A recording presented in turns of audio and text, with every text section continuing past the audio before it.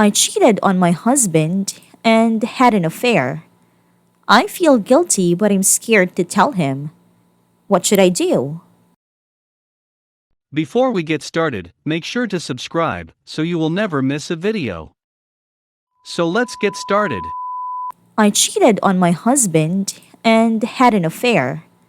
I feel guilty, but I'm scared to tell him. What should I do? I will try to keep it brief, but there has been a lot over so much time.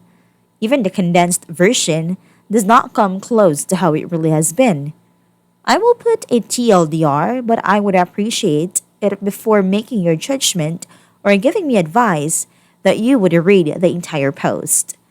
My husband and I have been together for 8 years and married for 5 of those years. We also have a son who's 4. The past 2 years have been incredibly difficult. If I had to pinpoint a significant moment that caused our relationship to go on a downward spiral, was his father getting ill roughly 2 to 3 years ago, and then his passing a few months after. Around that time, his sister, who was repeated substance abuse problems and is in out of jobs, wreaking havoc on our relationship. That's when his behaviors became more erratic. Then an argument close to 2 years ago, where he became physically aggressive towards me. The fight was related to my sister-in-law. He got physically aggressive and then disappeared for a whole month. It took him an entire week to contact me. An entire month he was gone for. I was completely on my own with a toddler while working and stressing over him. I was struggling a lot. He hardly reached out to us. During that period, I had to get back on antidepressant, which I hadn't been on since my early 20s. The affair started around that time period as well. I confided in a work colleague of mine and was venting to him a lot because he also knew about the problems my husband and I were having prior to our fight. He became an emotional outlet and a tremendous help to me. He was helping me out, running errands, picking up my work slack, helping my son, and most importantly, he was emotionally there when I had no one. The affair wasn't sexual because back then I regarded his help as strictly platonic and I was desperate and needed all the help I could get. A month passed, and after that incident, I pleaded with him to go to couples counseling or to seek therapy or a grief counselor. He refused. This is a comment I posted in 2019, and it describes what the situation was like. I'm doing my best, I don't blame him, but emotionally, he is not letting me in, so I'm helping him in whatever way I can. I'm solely looking after our son, working a 9 to 5, doing everything else in a house, while he's on annual leave worrying more about his sister than himself and us. I am upset to see him gutted over his father's dad, but to be frank, his dad hasn't been the most supportive of us due to his overt homophobia. It's hard grieving over a man who did less than the bare minimum to show love and tolerance for his own son, and until June this year did not dare to acknowledge that he has a grandson. He didn't agree to the counseling or the therapy, and things were not good because the pandemic happened. There was tension, we were always arguing. We weren't having sex, we weren't being intimate.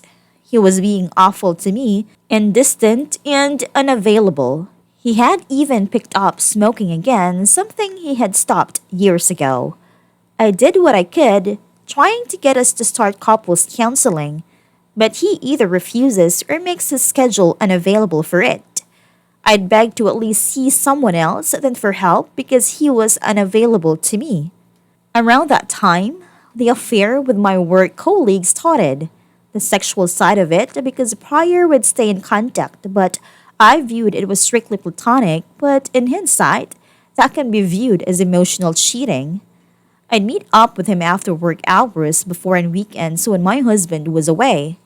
I continued trying to get my husband to at least go and visit a professional, which he finally did, and they attributed it to grief.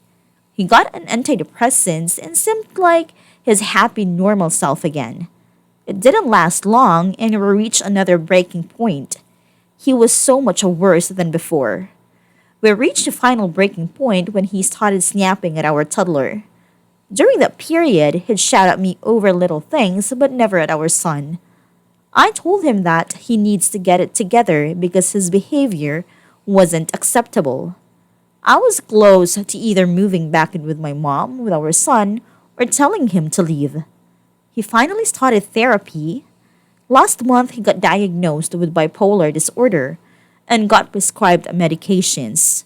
He snaps at me when I remind him to take it, but we started couples counseling, and only now do I feel like it's going somewhere. With the affair, as soon as I ended it, I switched departments at work. I don't text him or interact with him much. I have completely distanced myself from that relationship. I get tested, regardless of that my husband and I haven't had sex in months. I have heard that if I were to tell him, it's better to tell him during our counseling sessions, which is the safest option. Given everything that I have tried to condense above, his erratic mood and behavior, self destructive and destructive tendencies, I'm unsure if telling him is the best choice. I regret it a lot, and I understand if whoever is reading is might think that I shouldn't thought about all the above before my affair. I'm not looking for sympathy or for people to tell me I did the right thing because I know it wasn't right. I was feeling lost and in a desperate situation I didn't see out of.